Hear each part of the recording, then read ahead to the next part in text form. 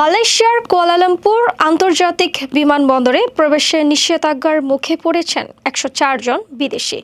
Malaysian সীমান্ত নিয়ন্ত্রণ ও সুরক্ষা সংস্থা জানিয়েছে, ১৯৫৯ থেকে ৬৩ সালের ইমিগ্রেশন আইনের আওতায় প্রয়োজনীয় শর্ত পূরণে ব্যর্থ হওয়ায় তাদেরকে দেশে প্রবেশ করতে দেওয়া হয়নি। সংস্থাটির এক বিবৃতিতে বলা হয়েছে, শুক্রবার বিমানবন্দরে কঠোর পরিদর্শন ও স্ক্রিনিং প্রক্রিয়ায় ওই যাত্রীদের শনাক্ত করা হয়।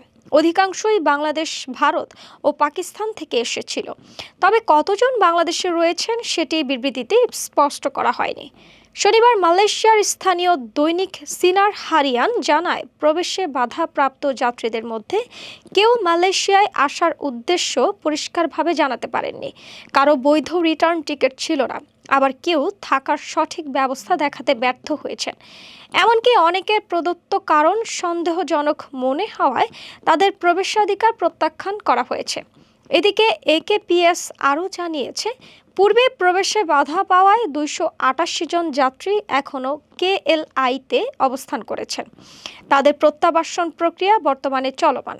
সংস্থাটি জোর দিয়ে বলেছে, মালয়েশিয়ার প্রবেশ পথগুলো নিরাপত্তা ও অখণ্ডতা রক্ষায় কঠোর পদক্ষেপ অব্যাহত থাকবে।